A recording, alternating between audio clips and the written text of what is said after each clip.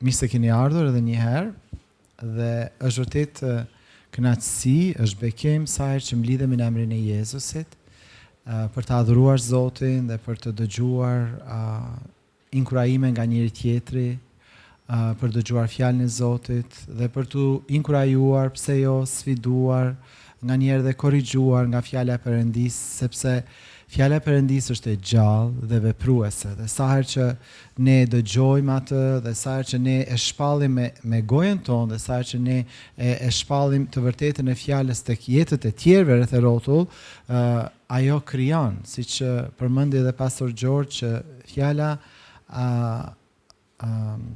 që ai e përdori në lidhje me shpallje, me lidhje me të folurin, kur përmendi fjalën davar edhe fjalën rema, dhe në gjuhën hebraishte kishte këtë kuptim që jo vetëm të flasësh, por kishte kuptimin edhe një gjëje. Do thotë ato çfarë ne flasim, ajo bëhet një gjë, ashtu si edhe Perëndia foli dhe ajo gjë që ai foli u bë, ashtu siç ai tha, për shembull tha le të bëhet dritë dhe drita u bë. Është njëti pak a shumë është njëti parim që fuqia e fjalës Perëndis në gojën tonë ka fuqi krijuese gjithashtu. Jezusi shpeshherë i shëroi njerëzit me anë të fjalës, tha shërohu, apo jo, ose tha shtrije dorën tënde. Edhe ai e shtriu, do ishte fjala e çliruar që çliroi shërimin. Dhe nganjëherë neve nuk jemi të vetëdijshëm sa shumë flasim negativisht mbi situata dhe pastaj çuditemi pse s'po na ecën. Pse s'po shohim mbarësi, sepse jemi duke shpallur gjëra negative dhe po japim një farë mënyrë autoritet të ligut që të hyjë në jetën tonë, sa ai s'ka autoritet me hyjë në jetën tonë. Por nëse ne flasim gjëra që janë të errësirës, atëherë ne i hapim derën të ligut edhe ai vjen edhe është më së i gatshëm që të vjedh edhe të vrasë dhe të shkatroj ato gjëra që Perëndia do të sjellë jetë, do t'i shumëfishoj, do të na bekoj. Kështu që jo më kot, fjala e Perëndis thotë që pushteti i jetës dhe i vdekjes është në gjuhën tonë. Ta marrim pak këtë vazën tonë. Amen. I wish. Okay, sot janë vetëm 2 topat që tregon vetëm 2 persona kanë dëgjuar për Jezusin këtë javë. Kështu që ne do vazhdojmë t'i besojmë Zotit që më shumë e më shumë mundësi do na jepen që të dëshmojmë për Jezusin, sepse kjo është vërtet edhe thirrja jonë. Ne jemi të thirrur që të dëshmojmë për Jezusin, ne jemi të thirrur që të ndajmë lajmin e mirë. Kështu që nëse ju keni bërë këtë gjë dhe keni haruar të vendosni një nga këto topat e ping-pongut si mënyrë figurative, mos harroni, ju lutem vendosni çdo javë, sepse kjo ka një impakt. Pavarësisht që ne mendojmë se s'ka, unë besoj që ka një impakt, sepse na mban neve të ndërgjetshëm për misionin që jemi këtu. Amen. Ne jemi këtu për të dëshmuar për Jezusin. Ne nuk jemi këtu thjesht për të lavdruar Zotin, sepse ata të krishterë që na dëshmuan ne, nëse do ta lavdronin Zotin, ne nuk do ta flisim për Jezusin, ne nuk do ishim këtu. Ne jemi këtu sepse dikush na ka folur për Jezusin. Ne nuk jemi këtu se kemi zbritur të krishterë nga qielli. Jo, gjithë ne jemi bërë të krishterë. Të gjithë ne jemi penduar dhe kemi besuar ungjillin. Dhe të gjithëve neve na është predikuar ungjilli nga një ose më shumë persona, varësisht se sa kokfort kemi qenë, por dikush na ka folur për Jezusin. Edhe ne absolutisht nuk duhet jemi stacioni i fundit i trenit. Absolutisht refuzoni të jeni stacioni i fundit ku ndalon ungjilli. Jo, ungjilli duhet të vazhdojë rrugtimin përmes nesh tek të tjerët. Amen. Përmes nesh tek gjeneratat e tjera, përmes nesh tek njerëzit që ne edhe nuk i njohim fare, përmes nesh tek të tjerët. Kjo duhet të jetë dëshira e zemrës sonë dhe ky duhet të jetë edhe rrëfimi i gojës sonë. Perëndia ka folur që kjo kish do jetë një kish me ndikim. Dhe kjo kish do të ndikojë shumë në këtë kom. Kështu që si do ndikojë nëse njerëz nuk shpëtohen. Amen. Haleluja. Kështu që le të mos dorëzohemi për të shpallur dhe për t'i kërkuar Zotit mënyra se si ne mund ta bëjmë ungjillin të njohur. Amen. Jo çdo ide duhet vi nga pastori. E di shumë të krishterë presin, jo vetëm të kisha jomë, po të çdo kish. Presin që pastorit i ketë idetë, pastorit i ketë vizionin, pastorit i ketë, por nëse shikojmë kishën e hershme nuk ishte pastorit që kishte vizionin. Besimtarët vetë shkuan dhe predikuan ungjillin. Besimtarët vetë e ndan lajmin e mirë. Besimtarët vetë, për shembull Stefani nuk ishte pastor, apo jo? Ai nda ungjillin dhe Biblia thotë që kur ai predikonte, fytyra e tij shkëlqente si e një engjulli, apo jo? Filipi nuk ishte pastor, por shkoi në Samari dhe bëri mrekullira. Ne nuk kemi nevojë të presim për dikë tjetër të na jap drejtimin, kur ne tashmë kemi frymën e shenjtë. Ju e keni frymën e shenjtë. Ju besoni te Jezusi. Ju e keni bekimin nga Perëndia. Ju e keni atë fjalën shkoni në mbar botën. Nuk e ka pastori vetëm, e ka gjithë kisha.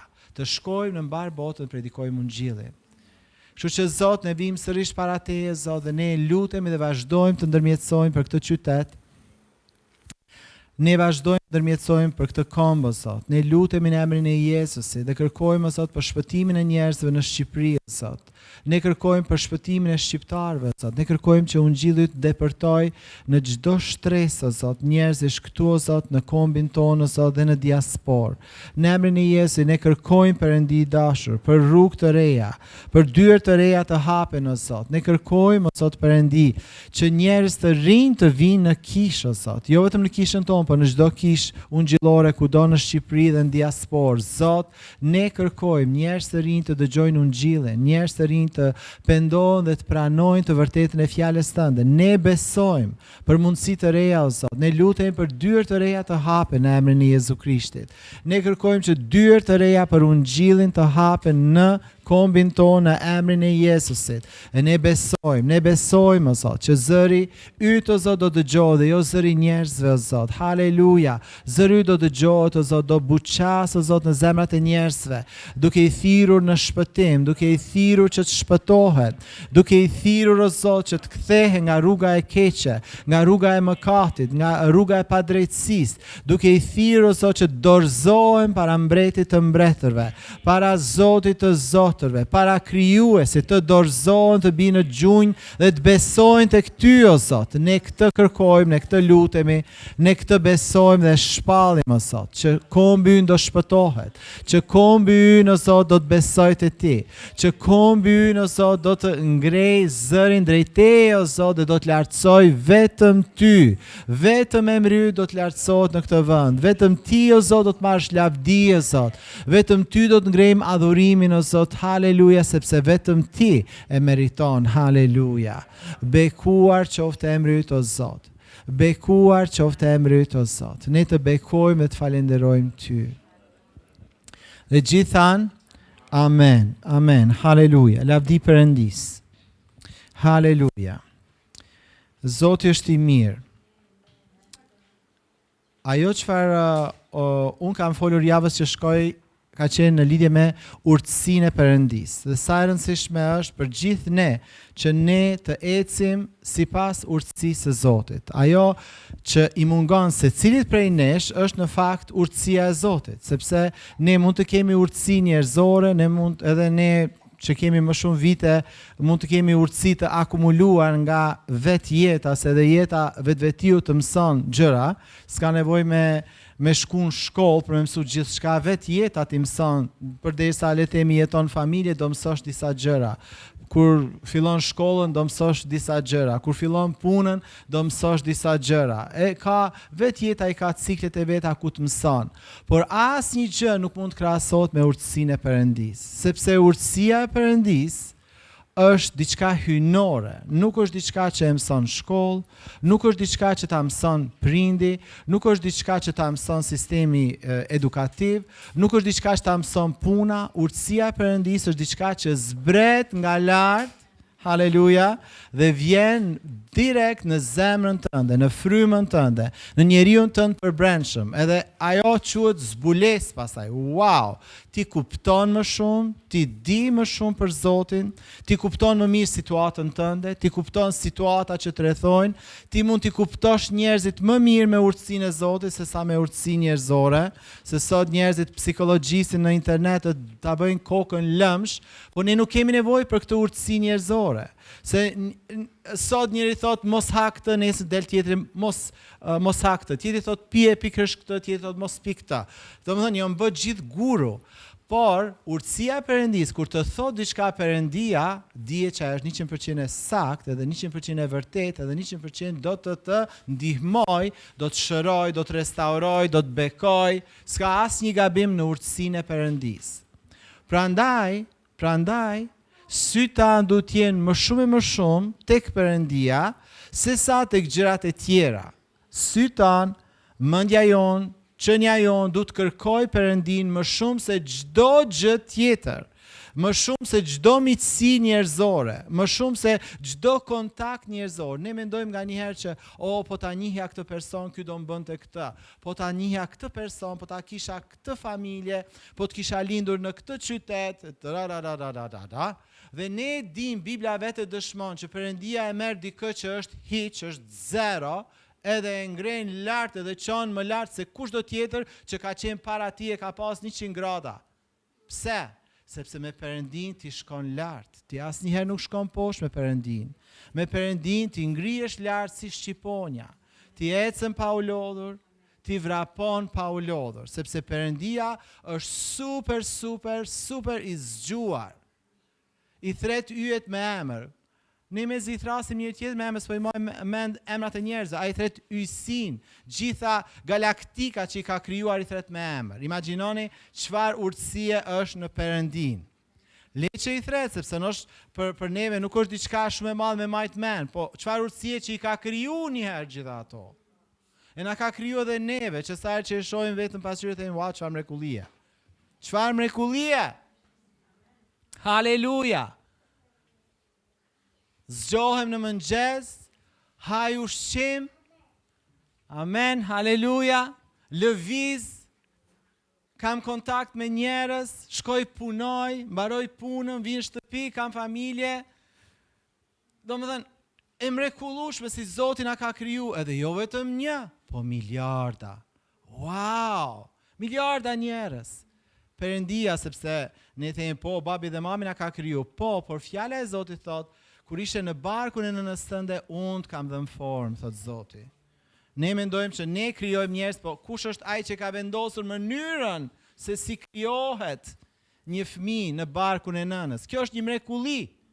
Edhe vetëm një budalla që s'beson fare në asgjë, mund të thotë që Zoti s'ekziston. Thjesht kur e shikon një fosh, një të vogël, ti duhet ta kuptosh që ekziston Zoti. Amen. Haleluja.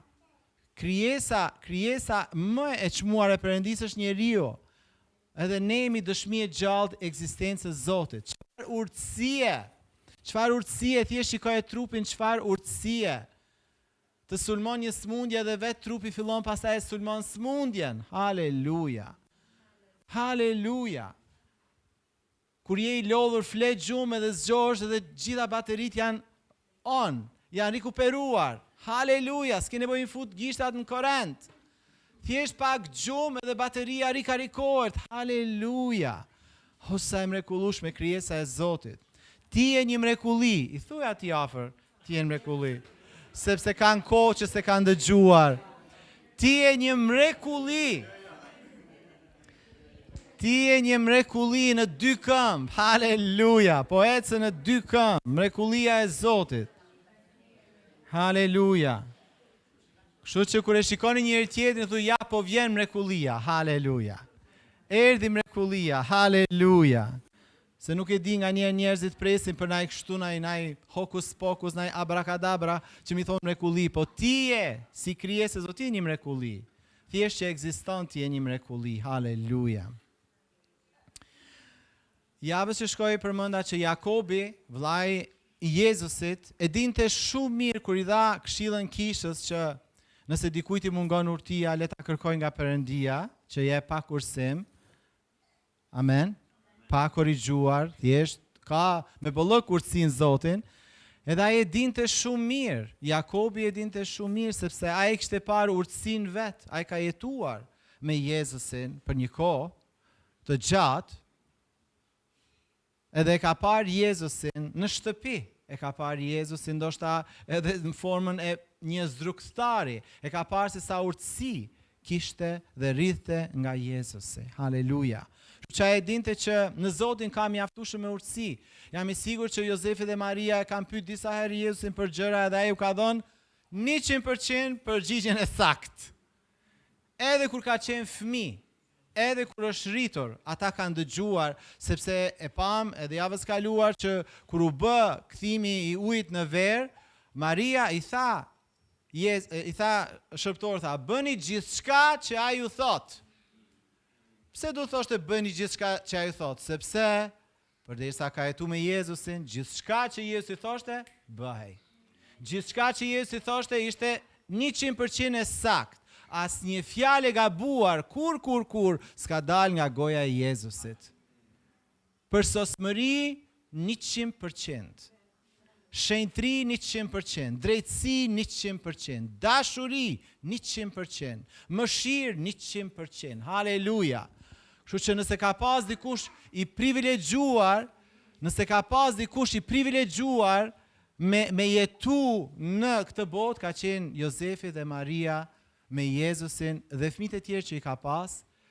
Krejt këta që kanë jetu në familje me Jezusin, këta kanë qenë super të privilegjuar, sepse kanë pas urtësinë mund shpe. Haleluja.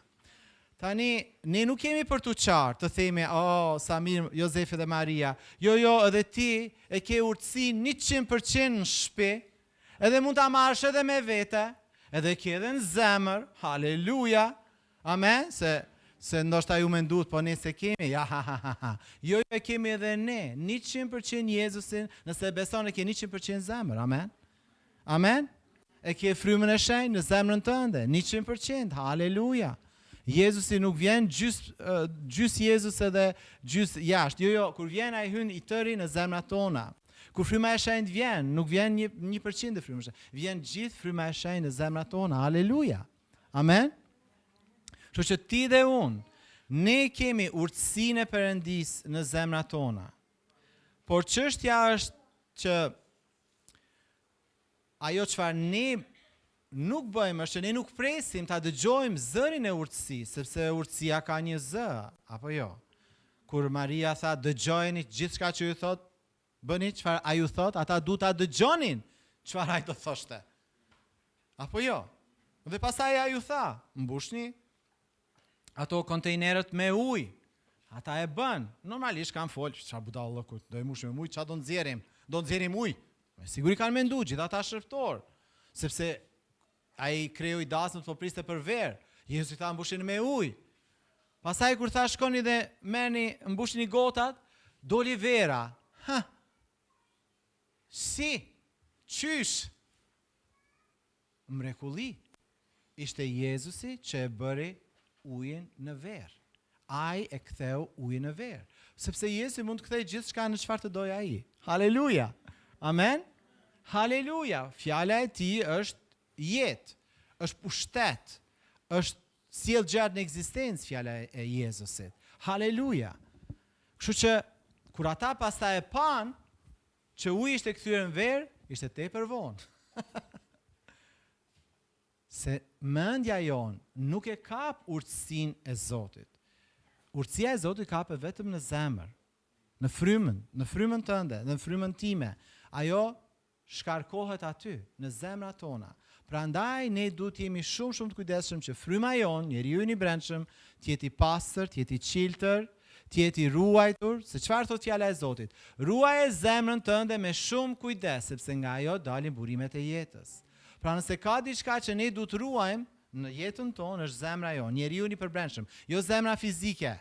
S'po flasim për zemrën fizike, po flasim për atë çfarë Bibla e quan zemra, që është fryma e njeriut. Njeriu i përbrendshëm, njeriu i fshehtë i zemrës. Haleluja. Pra ti,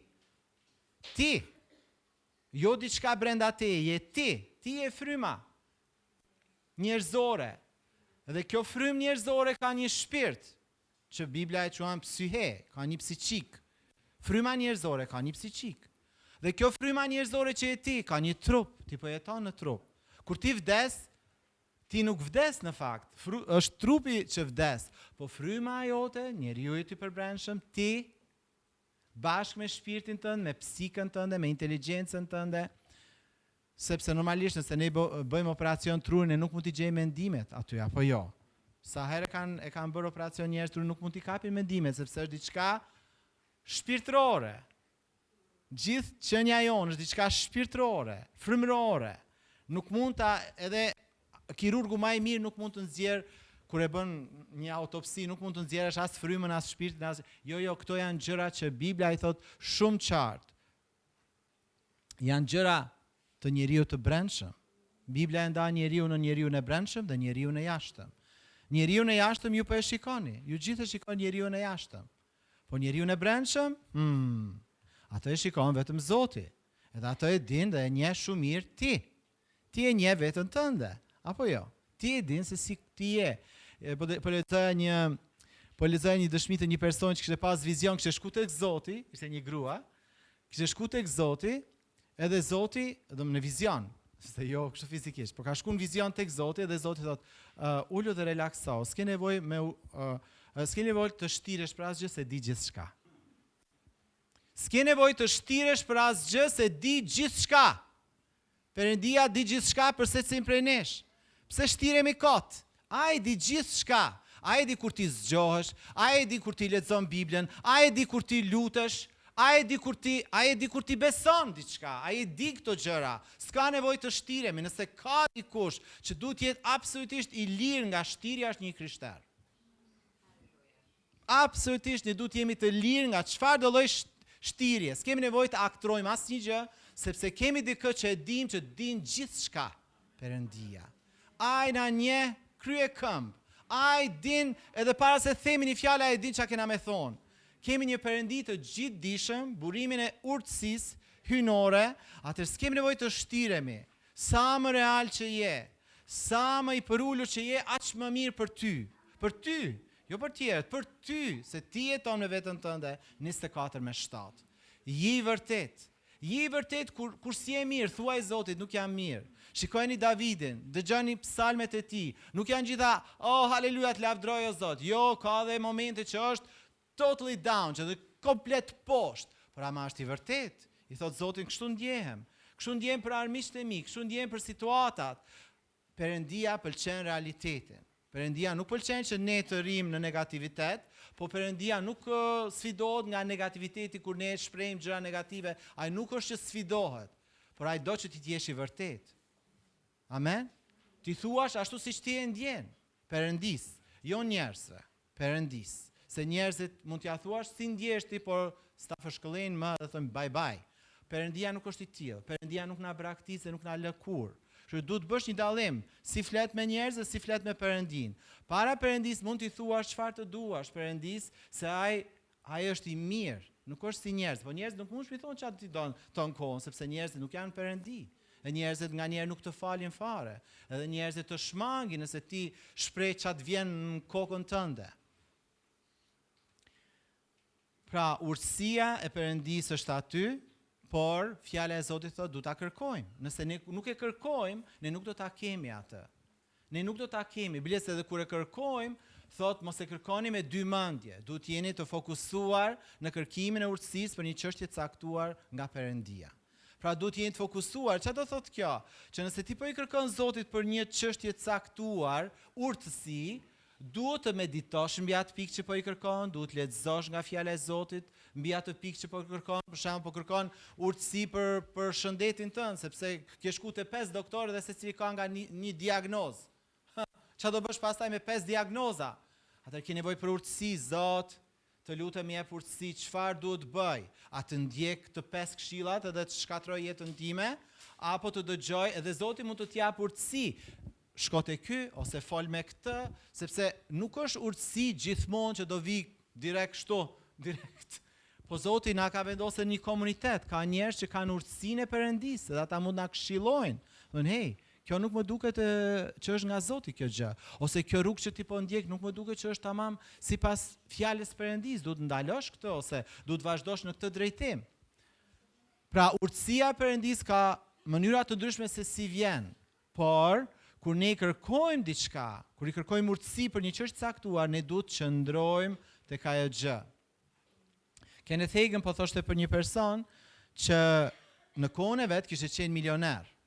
Në flasin tani vitet 70-ta, 80-ta.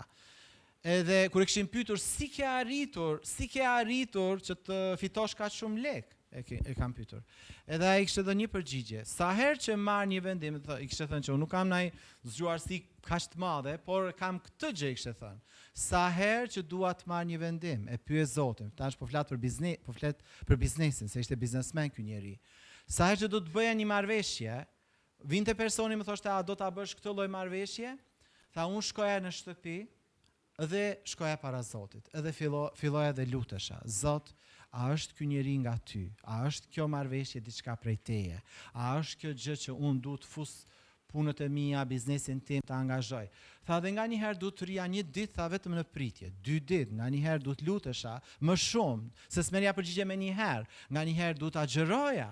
Do thot ishte kombinimi diçkaje për të arritur deri tek përgjigja po ose jo. Se gjithë njerëzit, të krishterët e tjerë, thonë si ishte mund që u bë i pasur dhe kishte miliona dollar. Edhe ai ja tha sekretin. Sekreti ishte urtësia nga Perëndia. Në biznesin tim unë i kërkoj urtësi Perëndis. Pra urtësia Perëndis nuk është vetëm për të mësuar si me prediku fjalën. Urtësia e Perëndis është për çdo gjë në jetën tënde, për marrëdhënien tënde me prindrit, për marrëdhënien tënde me vllajin, me motrën, për marrëdhënien tënde me burrin, me gruan, për marrëdhënien tënde në kish, për marrëdhënien tënde me shefin në punë. Urtësia e Zotit është aty nëse ti e kërkon. A nëse nuk e kërkon, ajo do rrit tek Perëndia, po ti do ecësh prap në problemet e tua, në sfidat e tua dhe nuk do të ndryshojnë. Thjesht sepse ne po i lutemi, okay? Sa herë që ne lutemi, ne duhet jemi në pritje që dëgjojmë gjithashtu nga Zoti, sepse është një komunikim, nuk është një monolog që unë vetëm po i them Zotit, o Zot ki mëshirë, o Zot më ndihmo, o Zot. Jo, ka dhe diçka që Zoti do të flasë edhe ty. Në fakt kjo është ajo çfarë ne shikojmë në Bibël, njerëzit i lutën Zotit dhe Zoti i foli atyre. Unë nuk shikoj asku në Bibël që njerëzit i lutën Zotit dhe Zoti s'bëri asnjë gjë, s'foli asnjë gjë. S'ka, kjo nuk ekziston në Bibël. Është gjithmonë një dialog mes Perëndis dhe Zotit. Pra është një marrëdhënie, Perëndia na ka thirrë në një marrëdhënie vëllezër dhe motra. Edhe përmes kësaj marrëdhënie ne do marrim urtësinë që na nevojitet. Mendoj që çështja është se jemi shumë të zënë me dëgjimin e shumë zërave të tjerë, kryesisht përmes celularit. Edhe gjithë jemi fajtor të kësaj, ne dëgjojmë shumë zëra sepse celulari flet. Edhe e keni vënë re që disa video, ka kohë kjo gjë, që disa video tani, nga që njerëzit e din që janë aq shumë online, edhe i shqetësojnë të tjerët, ata e ulin zërin për të shikuar videon, dhe videoja ka tekstin, çfarë personi flet që ti të mund ta lexosh, ti nuk e dëgjon, po ti po e lexon atë. Dhe mund shikosh me dhjetra, qindra video të tilla, ku ti në fakt po lexon çfarë personi po thot, nuk po e dëgjon, po ti po lexon. Po e njëjta gjë dhe kur ti lexon thënë ti dikujt është një z. Është një z, ai person po të flet ty. Ato persona po të flasin ty, ata po të bombardojnë me ideologjinë e tyre. Edhe ata po formojnë mënyrën se si ti mendon. Ti thua jo, Biblia e bën këtë. Nëse unë dhe ti kalojmë 5 orë me botën, edhe 5 minuta me Biblian ta tregojnë kush po drejton jetën tënde. Është bota, nëse s'e ke kuptuar. Është bota që po të drejton, nuk është Biblia. Nuk është Perëndia. Është bota që po të drejton. Dhe pastaj kur ti ke nevojë për urtësi, kapesh keq, sepse nuk ke bagazh nga fjala e Zotit, ku mu mbështet, në çfarë të mbështetesh për atë që po i kërkon Zotit. Nuk ka bagazh aty. Urtësia e Perëndis është në fakt vullneti i Perëndis për jetën tënde, sepse zbret nga ai dhe është nga ai. Ajo në fakt mund të vi shumë herët në jetën tonë.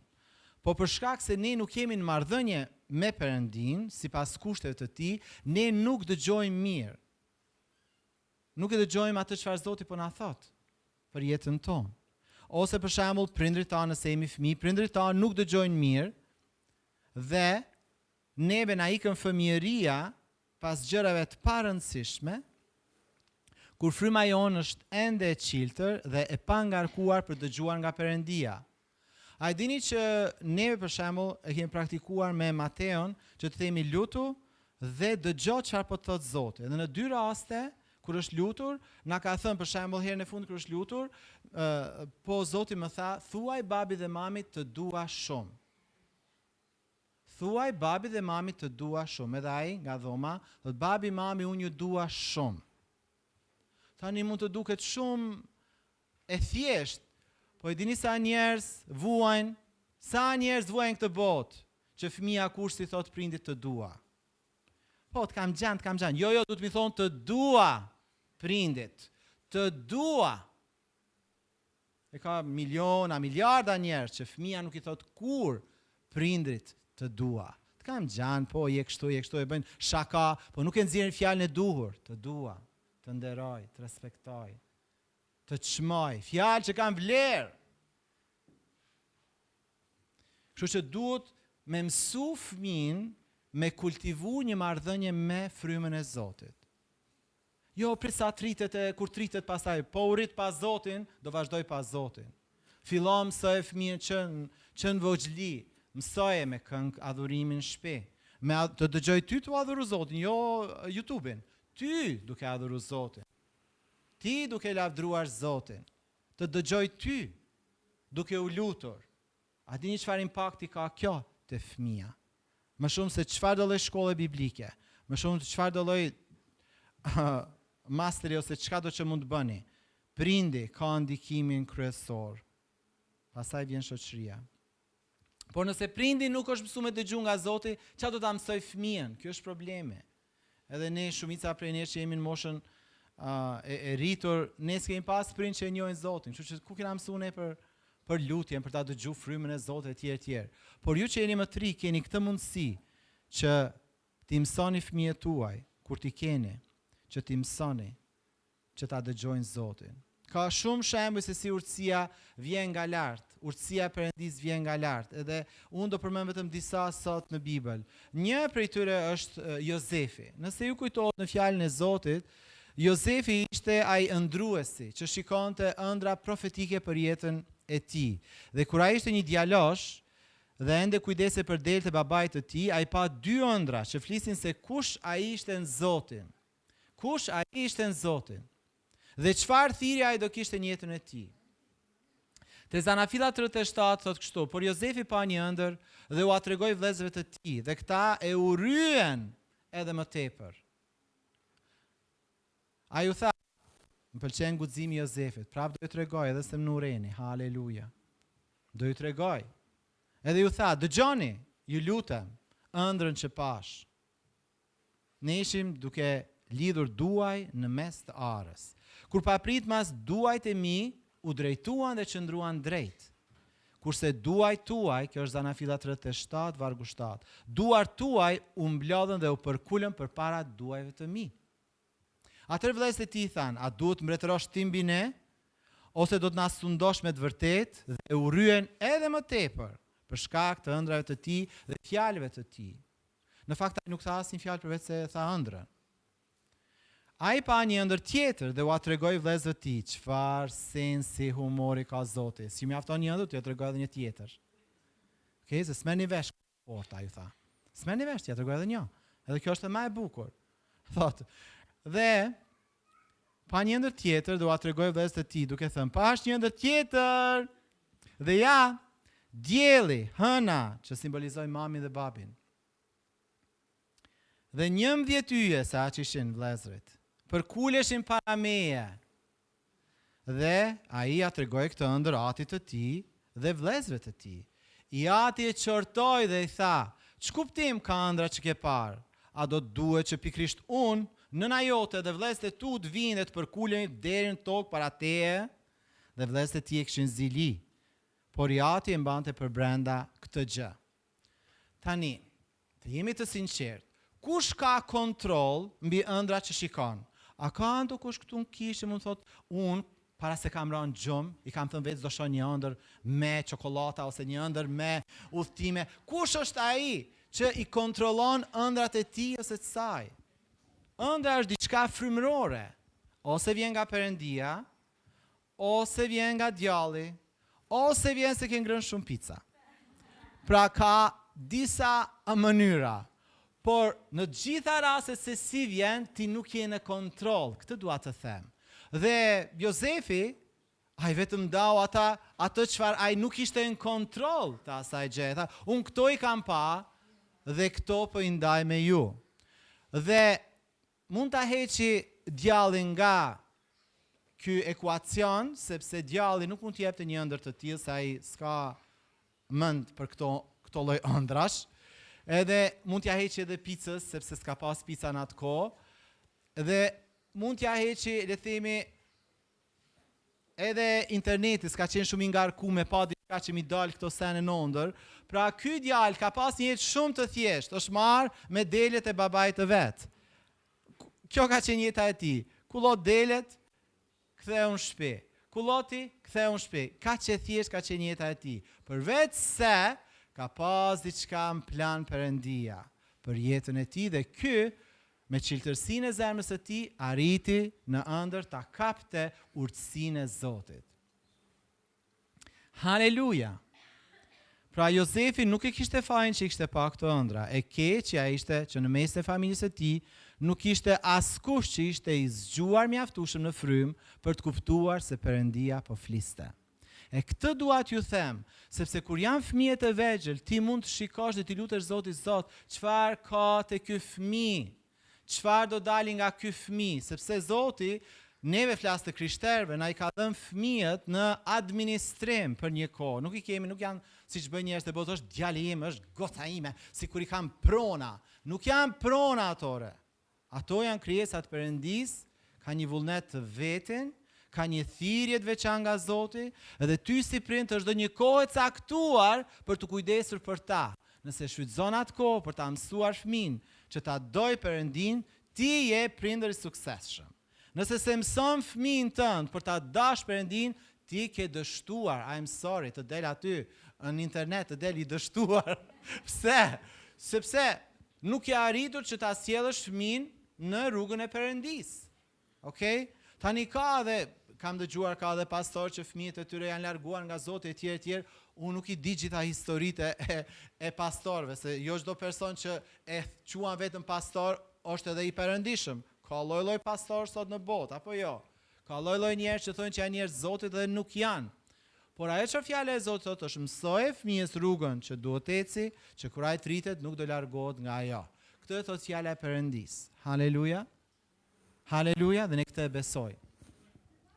Kështu që e keqja ishte që në familjen e Jozefit nuk ishte njerëz me urtësi për momentin që t'i jepnin zgjidhje kësaj, ëndër që për shembull edhe babi i tij mund të kishte thënë që okay, le të lutemi, po jo më u kthye më thon ç'a është kjo? Unë edhe nana kemë opurul para te dhe vëllezërit kanë opurul para te. Ç'a është kjo? Jo, nuk vjen kështu. Një njeri i përshpirtshëm kur dëgjon një ëndër thotë le të lutemi. A ka një mesazh nga Zoti në këtë ëndër? Kështu bën njeri i Zotit. A njeri që si pëlqen, siç ishte në këtë rast, kërkujt si pëlqen u përul. Absolutisht, përulja nuk është diçka që i shkon natyrës njerëzore, se ne në natyrë jemi gjithë krenar. Është vetëm natyra e Krishtit që është e përulur, po çdo njeri në botë është krenar. Edhe është vetëm Krishti që na mëson si të përulemi. Është Krishti ai që e thyen krenarin, nëse e lejojmë, se ka edhe krishterë që janë krenar. Le të mos harrojmë këtë gjë. Kështu që vetëm Krishti mund ta heqë krenarin. Vetëm Krishti mund ta zbut jetën tënde, nëse ti e lejon. Mirë, e di gjithë po më thonë pastor si jam unë kjo që kam krenarin. Mirë. E din ata që jetojnë me ty. Ata që jetojnë me ne na njohin më mirë. Kështu që si është situata në shtëpitë tona? A jemi ne të zgjuar për të parë dizajnin e Perëndis tek fëmijët tanë?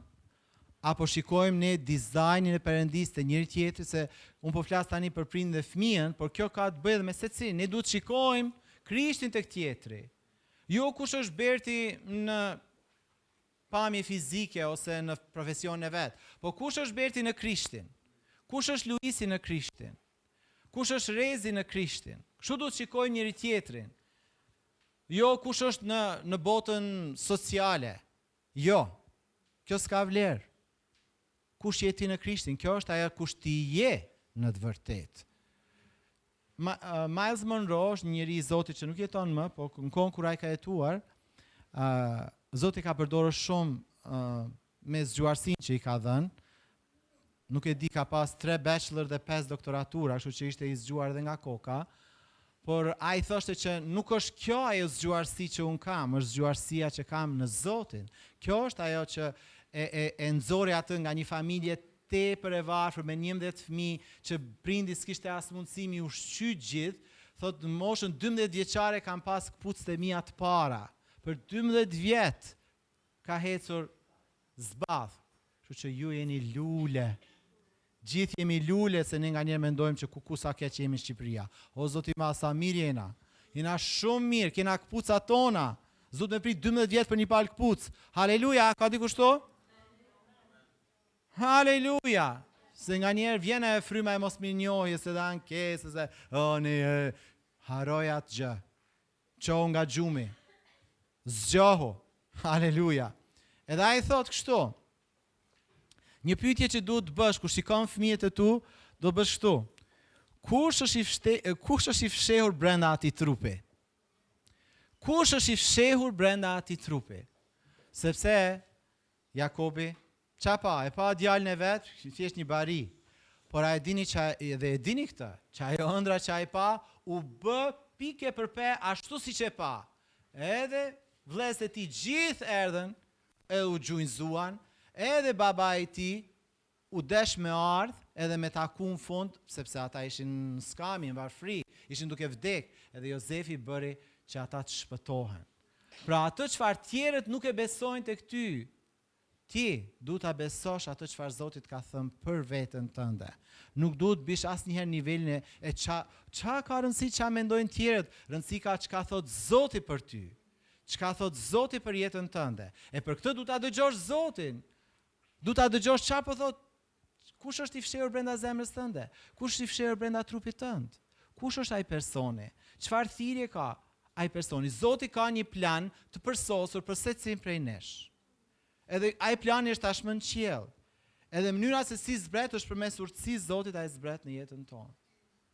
Në fakt, unë besoj, edhe këtë e shikoj edhe nga fjala e Zotit, që ne lindim me planin e Perëndis brenda qënjes sonë.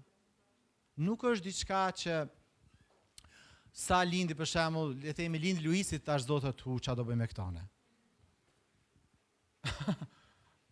Zoti ka planifikuar, se për shembull kur flasim me Mateo nganjëherë, nga që ai pyet ku ka ndodhur kjo kur ne themi ti na atë kohë ishe në mendjen e Zotit. Si ishte akoma këtu, ishe në mendjen e Zotit. Ne kemi qenë në mendjen e Zotit para se kemi ardhur këtu në tokë. Amen. Ne kemi qenë të planifikuar për të ardhur këtu në tokë. Haleluja. Haleluja. Dhe çdo njeri, unë besoj çdo njeri e ka brenda vetes, plan edhe dizajn e Perëndis brenda vetes. Por çfarë ndodhesh kur ti shpëtohesh, është sikur kyçen lidhen telat hynor me telat e jetës tënde. Edhe ti pastaj dal ngadal e zbulon për çka të ka kriju Zoti. Amen.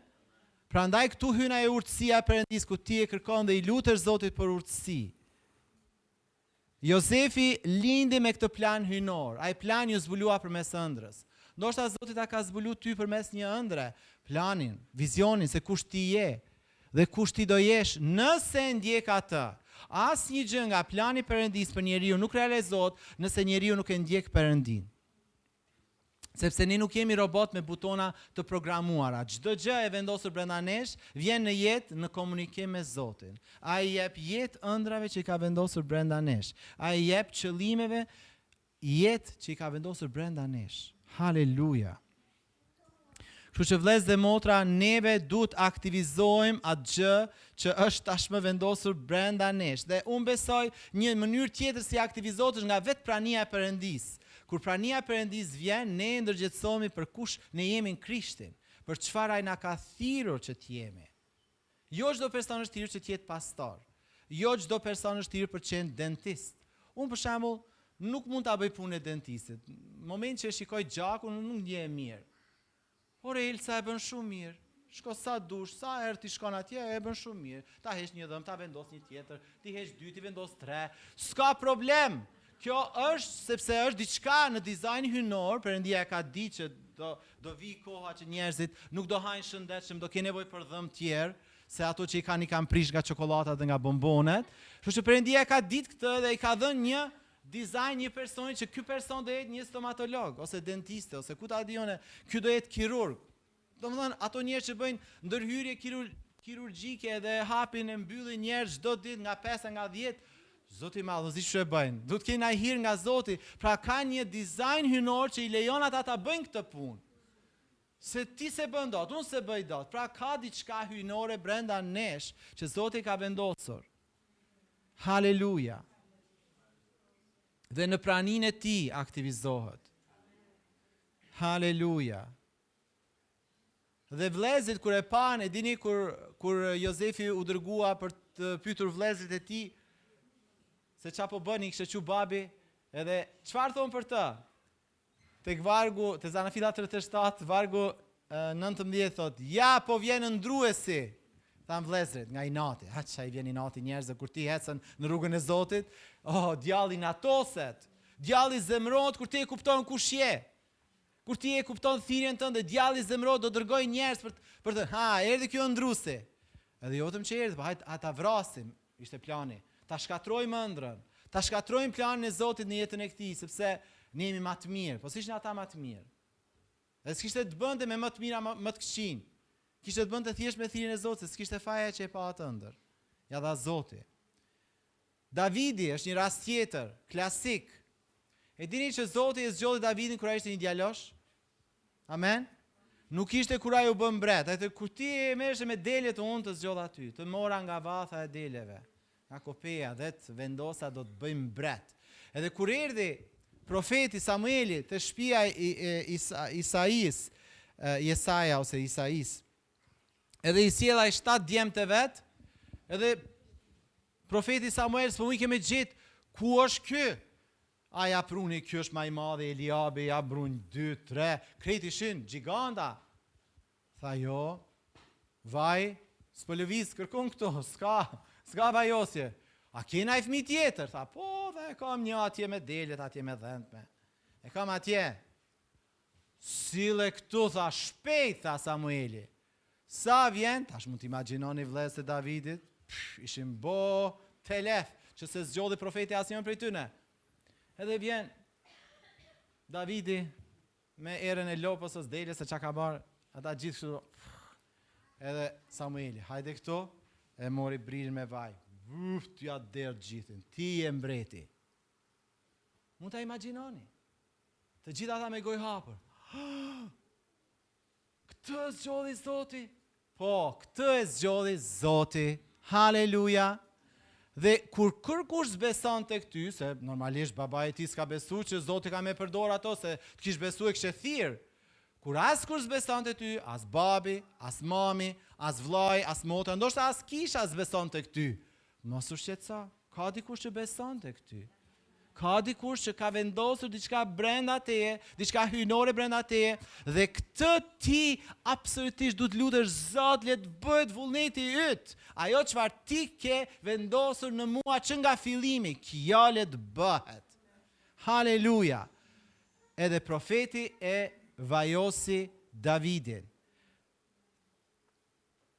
Dhe nëse ju kujtohet, kur Davidi shkoi në fushbetejën e Izraelit, kur ata po luftojnë kundra filistenëve dhe aty ishte edhe Goliati, ai shkoi sepse gjithë këto çuditërisht, edhe Jozefi dhe Davidi ishin njerëz që i bindeshin prindërve, çuditërisht. Sepse edhe Jozefi shkoi te vëllezërit e tij se baba i tha, edhe Davidi shkoi te vëllezërit e tij në fushbetejë se baba i tha. Të bindur, kishin diçka të bindur, Zoti pëlqen bindja, haleluja. Zoti pëlqen shumë bindja. Edhe kur shkoi atje, Eliabi ishte aty.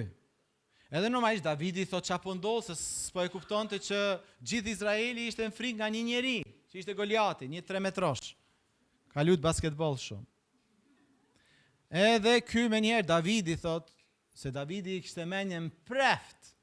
Tha, qa do ndodh për atë personin që do ta vras të Goliatin? A ka ndonjë lloj shpërblimi se mos lodh na kot? Se për me vrajon, po a ka ndonjë shpërblim këtu? I punon të truni, haleluja. Edhe ju punon truni, po du ta vendosni në punë. Edhe ata i thanë, po, kush do të qovë, do shpërblet në pasurit mëdha nga mbreti. Ky do t'ja për gruat bien, do t'a përjashtoj nga çdo haraç, shtëpinë e atit ti në Izrael. Atëherë Davidi, do më thënë, pyetje edhe të tjerë, do të siguroheshe, te vargu 26, edhe ata ju përgjigjen me pa ato fjalë. Kështu do bëhet me atë që do ta vras. Eliabi thot vllai i tij i madh, e dëgjojnë disa fliste me ata njerëz, kështu Eliabi u zemrua me Davidin dhe tha, pse erdhe këto? Kujt ja le ato pak delen shkretir? Unë e njoh krenarin tënde dhe ligësinë e zemrës sate. Ke zbritur këtu për të parë betejën. Kush po fliste? Po djalli po fliste.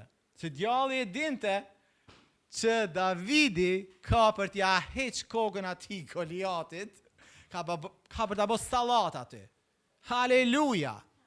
Edhe normalisht Eliabi dhe kush do tjetër që e kupton thirrjen e Zotit në jetën tënde, ka me ardhe, ka me sulmu, kështu që përgatitu që njerëzit që edhe nuk të njohin fare ndoshta, do ta sulmojnë thirrjen tënde. Nëse ti e kupton thirrjen që ke në Zotin, mos mendo që thirrja jote do shkoj pa armiq, haroj atë punë.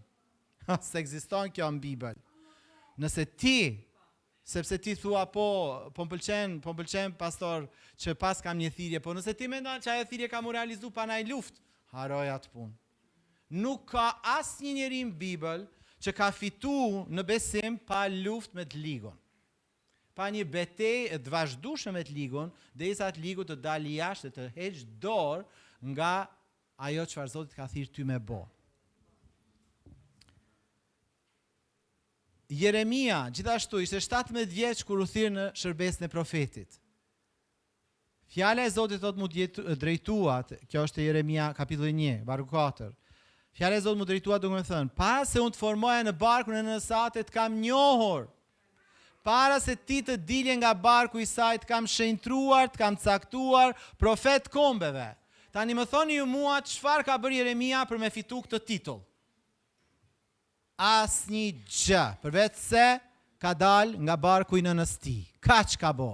S'ka bo asnjë gjë. Para se ti të dilje nga barku i nënës sate, unë të kam formuar, unë të kam njohur, unë të kam shenjtruar, unë të kam caktuar profet të kombeve. Haleluja! Tani unë nuk e di se çka ka Zoti para se ti ke dal edhe ke arë këto. Qa ka aj për ty? Po këtë jam i sigur që e ka të shkruar në qiell edhe ka vendos shenja këtu brenda teje. Edhe është detyra jote dhe imja, ti lutemi Zotit për urtësi se si ajo që ai ka planifikuar për jetën tënde të realizohet, të plotësohet. E mos lejo askush të kufizoj, asnjë njeri. Qoftë i familjes, qoftë në kish, mos lejoni asnjë njeri t'ju pengoj në thirrjen që Zoti ka caktuar për jetën tuaj. Nuk ja vlen të lejosh njerëzit të shkelin mbi thirrjen e Zotit mbi jetën tuaj. Po duhet binë dakord. Ishte një kohë kur mendoja që për çdo gjë që Zoti më ka thënë, gjithë duhet binë dakord. Absolutisht jo, është gënjeshtër. Nganjëherë kur Zoti flet, ndoshta gjithë do kthehen kundra teje. Pse nuk i foli Zoti Mojsiut? Ata morën gur, doshin me vra Mojsion. A nuk ju shfaq Zoti Mojsiut në majt malit? Askush se kishte parë Zoti si Mojsiu. Çka ndodhi me njerëz u kthyen dorë me vra. Këto njerëz që ne po shikojmë, Jozefin, vëllezërit donin ta vrisnin. Davidin tha, vllai u kthye dhe i tha, "Hey, ti kështu, ti krenare, çfarë si tha?" Pra këto janë njerëz që u ballafaquan me sfidat që Satani i solli. Edhe që ndruan të fort, sepse e dinin se kush i thiri dhe pse i thiri. Vëllezër dhe motra, ne kemi nevojë për urtësi. Kemi nevojë për urtësinë që të lidhim hyjnoren me atë çfarë është vendosur brenda nesh. Edhe nuk vjen thjesht sepse duam, kjo vjen kur ti e kërkon. Prandaj dhe Jakobi thotë, nëse ju mungon urtësia, kërkojeni nga Perëndia. Kërkoni urtësi për thirrjen tuaj, kërkoni urtësi për shërbesën tuaj, kërkoni urtësi për familjen tuaj, kërkoni urtësi për fëmijën tuaj, kërkoni urtësi për punën tuaj, kërkoni urtësi, sepse urtësia është shumë e çmuar se çfarë do lloj margaritare, se çfarë do lloj floriri, çfarë do gjë që ti mund të kesh. Urtësia e Zotit është ultima, është më e larta. nuk ka asgjë më lart se sa urtësia e Perëndis. Edhe ajo është për ty, ajo është për ne, ajo është në dispozicionin ton, nëse e kërkojmë. Nëse e kërkojmë. Kështu që le ta falenderojmë Perëndin për këtë fjalë dhe le ti kërkojmë Zotit që të na jap urtësi se si ne ta vendosim në praktik atë fjalë që ne dëgjojmë, sepse unë nuk besoj që kjo fjalë është vetëm për t'ju inkurajuar, kjo fjalë është për t'ju drejtuar gjithashtu në hapat e radhës që ju du t'i bëni në situatat ku ju jeni, ku ju keni nevojë për urtësi nga Zoti. Haleluja. Haleluja. Lutuni pas me, le ta bëjmë një lutje të përbashkët. Ati dashur, të falenderoj që fjala jote më fton të vi tek ti dhe të kërkoj urtësi. Dhe ti o Zot ke premtuar që nëse unë kërkoj me besim, pa dyshuar, ti do të më japësh nga urtësia jote. Dhe Zot, unë kërkoj që këtë fjalë që dëgjova sot të më zbulohet më thellë, që ta praktikoj në jetën time. Unë kam nevojë për urtësi, për jetën time, për familjen time, për fëmijët e mi, për shërbesën time, për kishën time, për punën time, për situatat ku unë ndodhem. Të falenderoj Zot që te ti ka urtësi dhe unë nuk do të stepem, po unë do vi me guxim para fronit tënd që të marr urtësinë që ti e jep me bujari. Në emrin e Jezusit, unë lutem. Amen. Amen. Zoti ju bekoft. Haleluja.